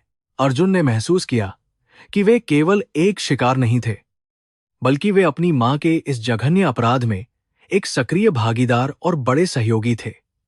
उनकी चुप्पी और उनका अंधा भरोसा ही था जिसने अनन्या के जीवन को नरक में धकेल दिया था और उसे दर दर भटकने पर मजबूर किया। वे खुद को एक अपराधी की तरह देखने लगे, जिसने अपनी पत्नी के प्रेम को अपनी मां की झूठी प्रतिष्ठा की वेदी पर चढ़ा दिया था। पश्चाताप का बोझ उनके सीने पर पहाड़ की तरह भारी हो गया। गायत्री देवी ने अंतिम बार अर्जुन से माफी मांगी और उनका हाथ चूमना चाहा, लेकिन अर्जुन पीछे हट गए और उन्हें वहीं अकेला छोड़ दिया। वे अब उस ममता का सम्मान नहीं कर सकते थे जो झूठ और नफरत की बुनियाद पर खड़ी की गई थी और जिसने सब उजाड़ दिया। उन्होंने समीर को भी वहीं छोड़ दिया और अस्पताल से बाहर निकल आए, जहां बनारस की शाम धीरे धीरे रात के अंधेरे में तब्दील हो रही थी। उनकी आत्मा अब पूरी तरह से लहूलुहान हो चुकी थी। अस्पताल की सीढ़ियों पर बैठकर अर्जुन ने अपनी पूरी जिंदगी का विश्लेषण किया और पाया कि उन्होंने केवल धन कमाया था, लेकिन मानवता खो दी थी। उन्होंने सोचा कि अनन्या ने किस तरह इन 10 वर्षों तक इस भारी अपमान और गरीबी को अकेले अपनी हिम्मत के बल पर सहा होगा। उसकी महानता के सामने अर्जुन खुद को एक बौने की तरह महसूस कर रहे थे, जिसके पास दुनिया की सारी दौलत थी, लेकिन चरित्र बिल्कुल शून्य था। उन्हें अब अनन्या की तलाश थी। वे सीधे उस खंडहरनुमा घर की ओर चल दिए जहां अनन्या अपनी रातें बिताती थी। उनके मन में केवल एक ही विचार था कि उसे वापस लाना है। रास्ते में उन्होंने देखा कि लोग अपने घरों में दिए जला रहे थे, लेकिन अर्जुन के जीवन का दिया 10 साल पहले ही बुझ चुका था। उन्हें लग रहा था कि वे अब कभी भी उस उजाले को वापस नहीं पा सकेंगे जिसे उन्होंने अपने हाथों से नष्ट किया था। फिर भी वे अपनी पत्नी के सामने गिरना चाहते थे। जब वे अनन्या के घर के पास पहुंचे तो उन्होंने देखा कि वह एक पुराने दिए की रोशनी में बैठकर अपनी फटी हुई साड़ी को सिल रही थी। उसके चेहरे पर जो संतोष था वह अर्जुन की करोड़ों की संपत्ति से कहीं अधिक कीमती और सम्मानजनक लग रहा था। अर्जुन ने गेट पर हाथ रखा, लेकिन उनकी हिम्मत जवाब दे गई और वे अंदर जाने का साहस नहीं जुटा सके। वे बस अंधेरे में खड़े होकर अपनी उस पत्नी को देखते रहे जिसे उन्होंने कभी समझा ही नहीं। तभी अनन्या ने शायद उनकी आहट महसूस की और उसने अपनी नजरें उठाकर दरवाजे की ओर देखा, जहां केवल अंधेरा और अर्जुन की परछाई थी। अर्जुन ने अपना चेहरा पीछे कर लिया ताकि वह उन्हें पहचान न ले, क्योंकि वे अभी उस पवित्रता का सामना करने के लिए तैयार नहीं थे। उन्होंने महसूस किया कि वे जितने बड़े अपराधी हैं, अनन्या उतनी ही बड़ी संत है जिसने कभी किसी का बुरा नहीं चाहा। उनकी आंखों से फिर आंसू बहने लगे। वे वापस अपने होटल लौटे और पूरी रात जागकर अपनी संपत्ति का एक बड़ा हिस्सा अनन्या के नाम करने के कानूनी दस्तावेज तैयार करने लगे। वे जानते थे कि अनन्या शायद इन पैसों को कभी नहीं छुएगी, लेकिन वे अपने पाप का कुछ अंश इस तरह कम करना चाहते थे। उन्होंने यह भी तय किया कि वे समीर और अपनी मां के खिलाफ गवाही देंगे ताकि सच पूरी दुनिया के सामने आ सके और न्याय हो। यह उनका अंतिम निर्णय था। अगले दिन सुबह अस्पताल से खबर आई कि गायत्री देवी की हालत स्थिर है, लेकिन वे अब कभी चल फिर नहीं पाएंगी और हमेशा बिस्तर पर रहेंगी। अर्जुन ने इसे नियति का न्याय माना, क्योंकि उन्होंने अनन्या को भी इसी तरह असहाय बनाकर घर से बाहर निकाला था। उन्होंने अपनी मां के पास जाकर साफ कह दिया कि अब उनके बीच कोई रिश्ता नहीं बचा है। वे अब केवल अनन्या के पति के रूप में खुद को स्थापित करना चाहते थे। अर्जुन ने महसूस किया कि इस 10 साल के अलगाव ने उन्हें वह सबक सिखाया है जो कोई भी धर्मग्रंथ या गुरु उन्हें कभी नहीं सिखा सका था। उन्होंने प्रेम की शक्ति और झूठ की खोखली बुनियाद को बहुत करीब से देखा था और अब वे एक नए पथ पर थे। उनके भीतर की तड़प अब उन्हें चैन से बैठने नहीं दे रही थी। वे बस उस पल का इंतजार कर रहे थे जब वे अनन्या को सच बताएंगे। वाराणसी की हवा अब उन्हें पहले से कहीं अधिक शीतल लग रही थी। उन्होंने समीर को भी आदेश दिया कि वह तुरंत पुलिस स्टेशन जाकर अपना जुर्म कबूल करे, अन्यथा वे खुद उसके खिलाफ एफआईआर दर्ज कराएंगे और उसे सजा दिलवाएंगे। समीर ने उनकी आंखों में वह कठोरता देखी और समझ गया कि अब बचने का कोई रास्ता नहीं बचा है, इसलिए उसे झुकना ही पड़ा। अर्जुन ने पहली बार अपनी पारिवारिक जिम्मेदारियों को सही अर्थों में निभाया था और अपने भाई को सच्चाई का मार्ग दिखाया था। वे अब शांत थे। शाम को अर्जुन फिर से उसी घाट पर गए जहां उन्होंने अनन्या को पहली बार देखा था और उन्होंने वहां बैठकर गंगा मैया से शक्ति मांगी। वे जानते थे कि सबसे बड़ी चुनौती अब अनन्या का सामना करना और उसकी माफी पाना है, जो शायद नामुमकिन के बराबर था। उन्होंने गंगा की लहरों में अपने अहंकार को विसर्जित कर दिया और एक साधारण भक्त की तरह प्रार्थना की। उनका मन अब केवल उस पवित्र मिलन की प्रतीक्षा में पूरी तरह से लीन था। वाराणसी की गलियां अब अर्जुन को अपना दुश्मन नहीं, बल्कि अपना पथ प्रदर्शक मान रही थीं, क्योंकि उन्होंने सत्य को पहचान लिया था और उसका साथ दिया था। उनके दिल की धड़कन अब अनन्या के नाम के साथ तालमेल बिठा रही थी और उन्हें लग रहा था कि उनकी नई जिंदगी की शुरुआत यहीं से होगी। उन्होंने एक गहरी सांस ली और अपने भविष्य की ओर कदम बढ़ाए, जहां केवल त्याग और प्रायश्चित का रास्ता बचा था। अब सब कुछ भगवान के हाथ में था। वाराणसी की गलियों में अचानक काले बादलों का डेरा जम गया और देखते ही देखते मूसलाधार बारिश होने लगी। आकाश से गिरती बूंदें जैसे धरती के संताप को धोने की कोशिश कर रही थीं, लेकिन अर्जुन के मन की आग बुझने का नाम नहीं ले रही थी।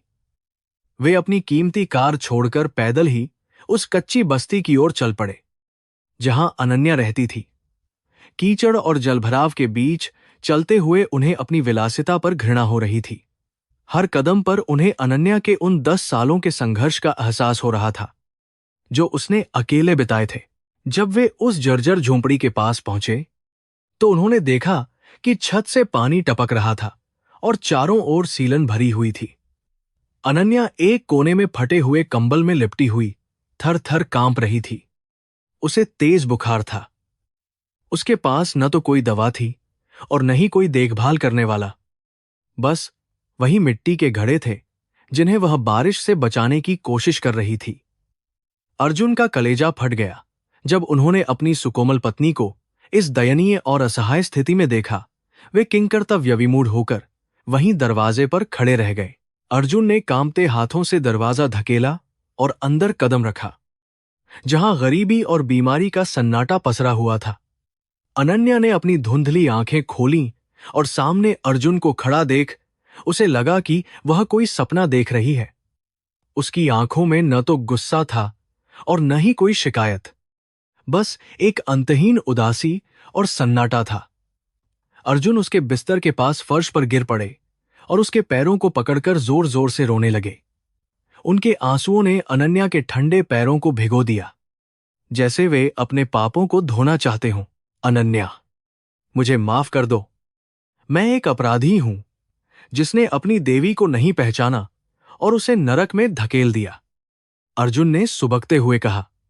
उन्होंने उसे समीर की चोरी और गायत्री देवी की साजिश के बारे में सब कुछ सच सच बता दिया जो उन्हें पता चला था।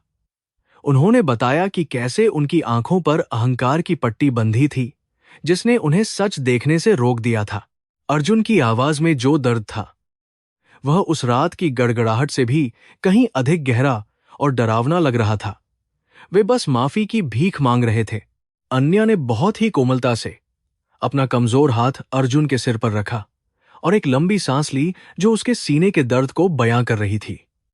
उसने धीमी आवाज में कहा, अर्जुन, मैंने तुम्हें उसी दिन माफ कर दिया था जब मैंने इस घर की चौखट लांघी थी।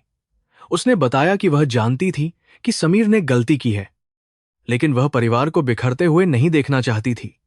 उसने अपने मान सम्मान की बलि इसलिए दी ताकि अर्जुन का सिर समाज में हमेशा ऊंचा रहे और मां की प्रतिष्ठा बनी रहे।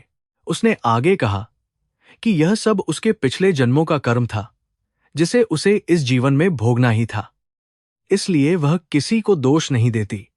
दुख ने उसे जीवन का असली अर्थ सिखाया है और उसे ईश्वर के और भी करीब ला दिया है, जो महलों में संभव नहीं था। अनन्या की इन बातों ने अर्जुन को और भी छोटा महसूस कराया, क्योंकि वे अभी भी सांसारिक बदला लेने की सोच रहे थे। उसकी महानता के सामने अर्जुन का सारा धन और वैभव मिट्टी के समान तुच्छ लगने लगा था। वह स्त्री अब साक्षात गंगा की तरह पवित्र थी। अर्जुन ने तुरंत अपने डॉक्टर को फोन किया और अनन्या के लिए दवाइयों और अच्छे भोजन का प्रबंध करने का निर्देश दिया। वे उसे वहां से ले जाना चाहते थे, लेकिन अनन्या ने मना कर दिया और कहा कि वह इन घरों और इन गरीब लोगों को छोड़कर कहीं नहीं जाएगी जिन्होंने उसे सहारा दिया। अर्जुन ने जिद की कि वे उसे वापस दिल्ली ले जाएंगे और उसे वह सम्मान दिलाएंगे जिसकी वह हकदार है। अनन्या ने मुस्कुराते हुए कहा कि अब उसे किसी सम्मान की भूख नहीं है। वह इस सादगी में बहुत खुश और शांत है। पूरी रात बारिश होती रही और अर्जुन उसी कच्ची जमीन पर बैठकर अनन्या की सेवा करते रहे। उन्होंने उसे अपने हाथों से पानी पिलाया और पट्टी की। वे दोनों 10 साल बाद एक साथ थे, लेकिन परिस्थितियों ने सब कुछ पूरी तरह से बदल कर रख दिया था।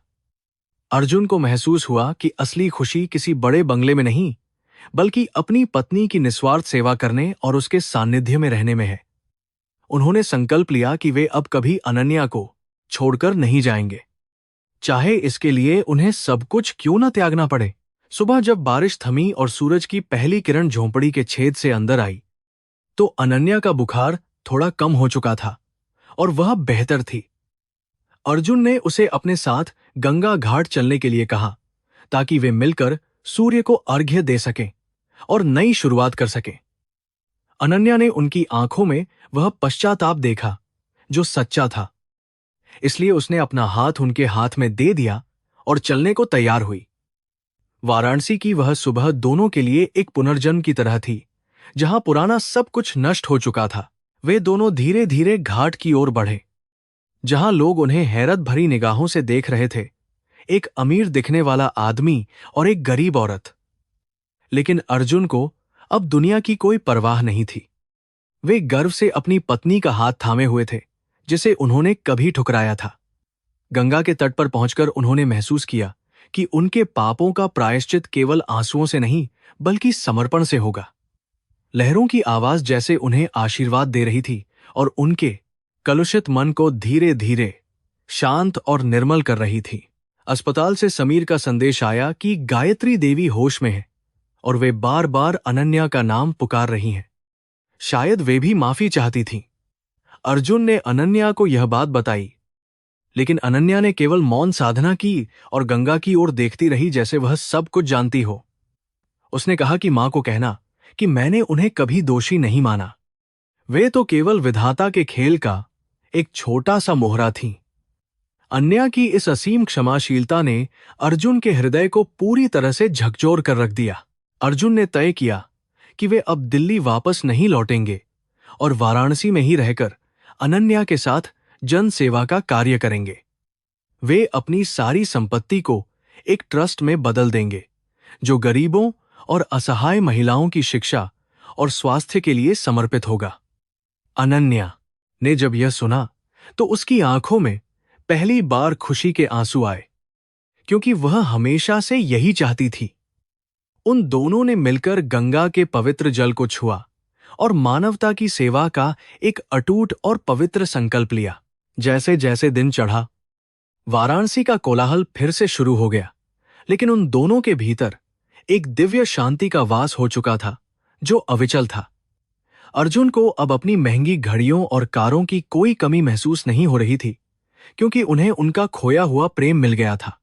अनन्या ने फिर से अपना घड़ा उठाया और लोगों को पानी पिलाने के लिए तैयार हो गई, लेकिन इस बार अर्जुन उसके साथ थे। यह दृश्य केवल एक मिलन नहीं था, बल्कि दो आत्माओं के शुद्धिकरण की एक महान और मार्मिक गाथा थी। 10 साल के उस लंबे और अंधेरे वनवास के बाद आज उनके जीवन में वसंत आया था, जो त्याग और सत्य की सुगंध से महक रहा था। अर्जुन ने महसूस किया कि जीवन में सबसे कठिन कार्य स्वयं का सामना करना और अपनी गलतियों को सुधारना होता है, जो उन्होंने आज कर दिखाया। वे जानते थे कि आने वाला कल चुनौतियों से भरा होगा, लेकिन अब उनके पास अनन्या का अटूट विश्वास और प्रेम था। वाराणसी की इस पवित्र धरती ने वास्तव में एक पापी को इंसान और एक इंसान को भगवान बना दिया था। शाम को जब वे फिर से आरती में शामिल हुए तो अर्जुन को लगा कि भगवान शिव स्वयं उन्हें आशीर्वाद दे रहे हैं और उनके पाप धुल गए हैं। उन्होंने अनन्या की ओर देखा, जो श्रद्धा में डूबी हुई थी, और उसका चेहरा किसी देवी की तरह दैदीप्यमान लग रहा था। उन्होंने महसूस किया कि असली दौलत केवल वही है जो हम दूसरों की सेवा में खर्च करते हैं और जिससे मन को शांति मिलती है। अब उन्हें केवल अंतिम निर्णय लेना था जो उनके आने वाले भविष्य की दिशा और दशा तय करेगा। होटल लौटकर अर्जुन ने अपने वकील को अंतिम निर्देश दिए और समीर को बुलाया ताकि वह इस महान त्याग का साक्षी बन सके और सीख ले सके। समीर जब अनन्या के चरणों में गिरा तो उसने अपनी आंखों में वह शांति देखी जो उसने कभी महलों के वैभव में नहीं देखी थी। अर्जुन ने अपने भाई को गले लगाया और उसे सही रास्ते पर चलने का उपदेश दिया, जिससे परिवार के घाव धीरे धीरे भरने लगे। अब केवल एक ही कार्य शेष था, और वह था अनन्या को समाज में उसका पूरा अधिकार दिलाना। रात के सन्नाटे में अर्जुन ने गंगा की लहरों को निहारते हुए सोचा कि कैसे एक छोटी सी गलती जीवन को पूरी तरह तबाह कर सकती है। लेकिन उन्होंने यह भी सीखा कि यदि हृदय में सच्चा पश्चाताप हो तो ईश्वर भी राह बना देता है और फिर से प्रकाश देता है। उनकी आंखों में अब नींद नहीं थी, बल्कि एक नई सुबह का इंतजार था, जो उनके जीवन के सबसे बड़े और महत्वपूर्ण निर्णय की गवाह बनेगी। वाराणसी की यह रात उनके जीवन की सबसे सार्थक और महत्वपूर्ण रातों में से एक बन चुकी थी। अनन्या के साथ बिताया गया हर पल अब अर्जुन के लिए एक तीर्थ यात्रा के समान था, जहां हर कदम पर ज्ञान प्राप्त हो रहा था। उन्होंने महसूस किया कि जो पानी अनन्या सड़क पर बेचती थी, वह केवल प्यास बुझाने का साधन नहीं, बल्कि प्रेम का अमृत था। उन्होंने खुद भी वही पानी पिया और महसूस किया कि इसमें वह मिठास है जो दुनिया के सबसे महंगे पेय पदार्थों में भी नहीं थी। उनका जीवन अब पूरी तरह से बदल चुका था और वे अब केवल एक सच्चे सेवक की तरह जीना चाहते थे। अगले दिन का सूरज उनके लिए एक नई परीक्षा लेकर आने वाला था, जहां उन्हें अपने अतीत की कड़वाहट को पूरी तरह से विदा करना था। अर्जुन ने अपनी डायरी के अंतिम पन्ने पर लिखा कि प्रेम और क्षमा ही संसार के सबसे बड़े हथियार हैं जो किसी को भी जीत सकते हैं। उन्होंने अनन्या की फटी हुई साड़ी को देखा और सोचा कि वे कैसे उसे फिर से वही सम्मान और वैभव लौटाएंगे, लेकिन वे जानते थे कि अब बाहरी वैभव से ज्यादा आंतरिक सौंदर्य और शांति ही सबसे महत्वपूर्ण और अनिवार्य है। जैसे जैसे घड़ी की सुइयां आगे बढ़ रही थीं, अर्जुन का संकल्प और भी मजबूत होता जा रहा था कि वे अब पीछे मुड़कर नहीं देखेंगे। उन्होंने अपने मन में उस महान भविष्य की कल्पना की जहां वे और अनन्या मिलकर हजारों भूखों और प्यासों का सहारा बनेंगे। वाराणसी की गलियों का वह शोर अब उनके लिए एक संगीत बन गया था जो उन्हें निरंतर कर्म करने की प्रेरणा दे रहा था। वे अब पूरी तरह से तैयार थे अपने जीवन के अंतिम और सबसे निर्णायक अध्याय को लिखने के लिए।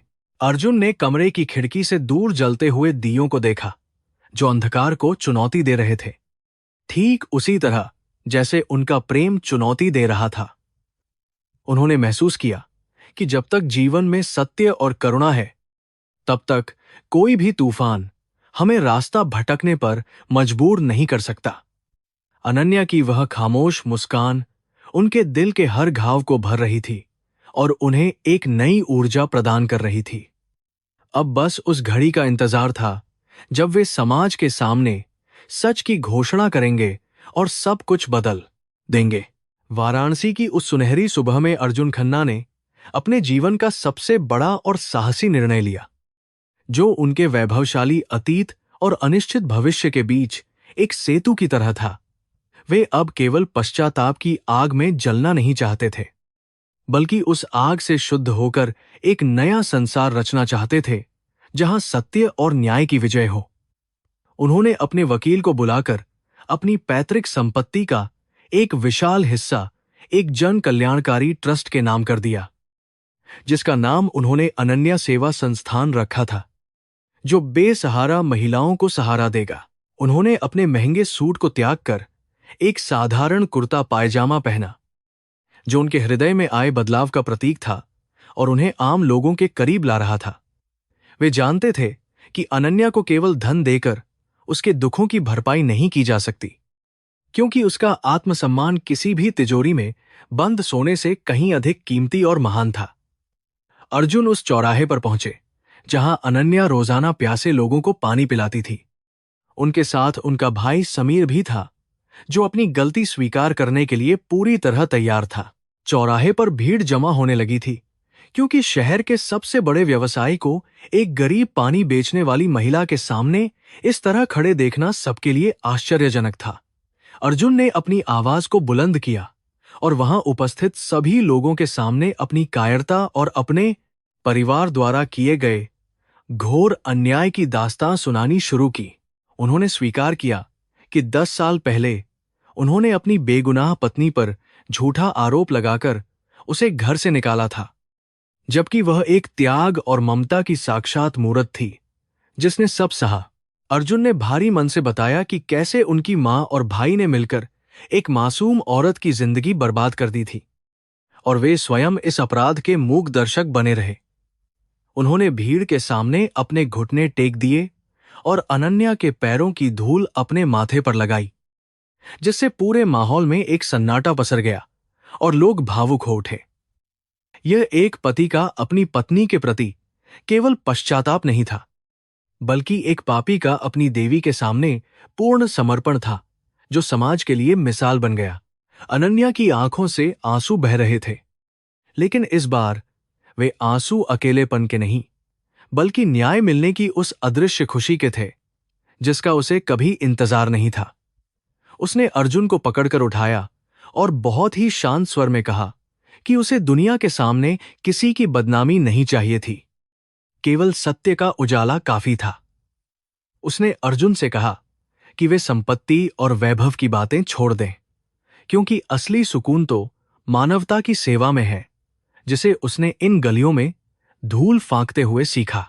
अर्जुन ने घोषणा की कि वे अब दिल्ली के अपने आलीशान बंगले में कभी वापस नहीं लौटेंगे और वाराणसी की इन गलियों में अनन्या के साथ रहकर गरीबों की सेवा करेंगे। वे अब उन हजारों महिलाओं के लिए घर और शिक्षा का प्रबंध करेंगे जिन्हें समाज ने ठुकरा दिया है, ताकि भविष्य में कोई और अनन्या इस तरह बेसहारा न रहे। उन्होंने समीर को भी निर्देश दिया कि वह इसी शहर में रहकर एक साधारण कर्मचारी की तरह ट्रस्ट के कार्यों में अपना श्रम दान दे और अपना कर्ज चुकाए। समाज के लोग जो कल तक अनन्या को एक साधारण और बेसहारा औरत समझकर नजरअंदाज करते थे, आज उसके चरणों में श्रद्धा से झुक रहे थे, क्योंकि सत्य की चमक अब प्रकट थी। अर्जुन ने महसूस किया कि सम्मान मांगने से नहीं, बल्कि त्याग और सत्य के मार्ग पर चलने से प्राप्त होता है, जो अनन्या ने पिछले 10 वर्षों में साबित कर दिखाया था। उनकी योजना के अनुसार वाराणसी के हर मुख्य घाट पर शुद्ध पेयजल की व्यवस्था की गई, जिसका प्रबंधन अनन्या स्वयं अपनी देखरेख में बहुत ही निस्वार्थ भाव से करेगी। अस्पताल में गायत्री देवी की हालत में कोई सुधार नहीं हुआ था, लेकिन जब उन्हें पता चला कि अर्जुन ने सब कुछ त्याग दिया है, तो उनकी आंखों से पश्चाताप के आंसू गिरे। उन्होंने महसूस किया कि जिस साम्राज्य को बचाने के लिए उन्होंने छल किया था, वही साम्राज्य आज सत्य की भेंट चढ़ चुका था और वे अब बिल्कुल अकेली और लाचार थीं। यह कर्मों का वह चक्र था जो अंततः हर किसी को वहीं लाकर खड़ा कर देता है जहां से उसने दूसरों को दुख देना शुरू किया होता है। कुछ महीने बीत गए और वाराणसी की गलियों में अर्जुन और अनन्या की जोड़ी अब प्रेम और सेवा की एक नई मिसाल बन चुकी थी, जिसे हर कोई बड़े आदर से देखता था। वे दोनों सुबह सुबह गंगा स्नान करते और फिर दिन भर गरीबों के बीच जाकर उनकी समस्याओं का समाधान करते, जिससे उनके चेहरे पर एक दिव्य और अलौकिक शांति दिखने लगी थी। अर्जुन ने पाया कि फटी हुई चप्पल पहनकर पैदल चलने में जो आनंद है, वह उनकी करोड़ों की महंगी कारों में कभी नहीं मिल सका था और रहेगा। अनन्या ने अपनी फटी हुई साड़ी को नहीं बदला, क्योंकि वह उसे उन संघर्षपूर्ण दिनों की याद दिलाती थी जब ईश्वर के अलावा उसका अपना कहने वाला और कोई सहारा नहीं था। उसने अर्जुन को सिखाया कि कैसे कम से कम संसाधनों में भी एक खुशहाल और संतोषजनक जीवन जिया जा सकता है, जहां लोभ और मोह का कोई स्थान नहीं होता। उनकी कुटिया अब एक तीर्थ बन गई थी, जहां लोग अपनी मानसिक शांति की तलाश में आते थे और उन दोनों के त्यागपूर्ण जीवन से प्रेरणा और नई ऊर्जा लेकर जाते थे। एक शाम जब सूर्य की लालिमा गंगा की लहरों पर नृत्य कर रही थी, अर्जुन और अनन्या दशाश्वमेध घाट की सीढ़ियों पर बैठकर भविष्य की योजनाओं के बारे में गहरी चर्चा कर रहे थे। उन्होंने तय किया कि वे अब उन अनाथ बच्चों के लिए एक बड़ा विद्यालय खोलेंगे जिनके पास शिक्षा के लिए धन नहीं है और जो सड़कों पर भीख मांगते हैं। अर्जुन को लगा कि उनके जीवन का असली व्यावसायिक कौशल अब जाकर सही दिशा में उपयोग हो रहा है, जहां लाभ केवल दुआओं के रूप में मिल रहा था। समीर भी अब पूरी तरह से बदल चुका था। वह सुबह से शाम तक ट्रस्ट के गोदामों में बोझ ढोता और साधारण भोजन करता, जिससे उसका अहंकार पूरी तरह से गलकर समाप्त हो गया। उसने महसूस किया कि गलत तरीके से कमाया गया धन केवल मानसिक क्लेश देता है, जबकि मेहनत की कमाई से मिलने वाली नींद दुनिया की सबसे बड़ी और कीमती दौलत है। उसने अनन्या से बार बार माफी मांगी और उसकी सेवा में खुद को पूरी तरह समर्पित कर दिया, जिससे परिवार के पुराने घाव धीरे धीरे भरने लगे थे। वाराणसी के पंडितों और विद्वानों ने भी अर्जुन के इस निर्णय की सराहना की और उसे कलयुग का राजा हरिश्चंद्र कहकर पुकारा, जिसने सत्य की रक्षा के लिए अपना सर्वस्व न्योछावर कर दिया। गंगा की आरती के समय जब हजारों दिए पानी में तैरते थे, तो अर्जुन को लगता था कि उनकी आत्मा भी उन दियों की तरह अब पवित्र और प्रकाशमान हो गई है। उन्होंने महसूस किया कि जीवन का अंतिम लक्ष्य केवल मोक्ष नहीं, बल्कि जीते जी दूसरों के आंसू पोंछना और उन्हें थोड़ा सा सुख पहुंचाना ही है। एक रात जब वे दोनों गंगा के किनारे अकेले टहल रहे थे, अर्जुन ने अनन्या का हाथ थामा और उससे पूछा कि क्या वह वास्तव में उन्हें पूरी तरह से माफ कर पाई है। अनन्या ने मुस्कुराते हुए आकाश की ओर देखा और कहा कि जब भगवान ने हमें माफ कर दिया है तो एक इंसान की माफी की क्या बिसात है। हम सब केवल मिट्टी हैं। उसने कहा कि जो बीत गया वह एक कड़वा सपना था, लेकिन अब जो हमारे सामने है वह एक सुंदर और शाश्वत वास्तविकता है जिसे हमें जीना है।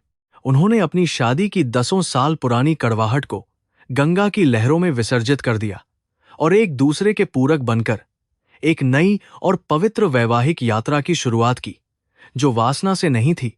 अब उनके बीच कोई पर्दा नहीं था, कोई झूठ नहीं था और कोई सामाजिक दिखावा नहीं था। बस दो आत्माओं का मिलन था जो एक दूसरे के दुखों को अच्छी तरह से समझती थीं। अर्जुन को लगा कि वे दुनिया के सबसे अमीर व्यक्ति हैं, क्योंकि उनके पास अनन्या जैसी पारस पत्थर जैसी पत्नी थी जिसने उन्हें सोना बना दिया। कहानी का अंत उस भव्य दृश्य के साथ होता है जहां अर्जुन और अनन्या गंगा के बीचों बीच एक छोटी सी नाव में बैठे हुए हजारों जलते दिए पानी में प्रवाहित कर रहे थे। एक प्रायश्चित की कहानी था और उस अटूट प्रेम की गवाही दे रहा था जो समय की मार से भी कभी फीका नहीं पड़ा था। वाराणसी के घाटों की घंटियां गूंज रही थीं और ठंडी हवा उनके चेहरों को सहला रही थी, जैसे कुदरत भी उनके इस महान मिलन का उत्सव और जय घोष मना रही हो। अर्जुन ने महसूस किया कि उनका पुनर्जन्म हो चुका है और अब वे उस पुराने अर्जुन खन्ना की परछाई मात्र भी नहीं रह गए हैं जो दिल्ली के शीश महलों में खुद को खो चुका था। उन्होंने अपनी आंखें बंद की और ईश्वर को धन्यवाद दिया कि उन्होंने उन्हें भटकने के बाद फिर से सही रास्ता दिखाया और अनन्या के चरणों में स्थान दिया।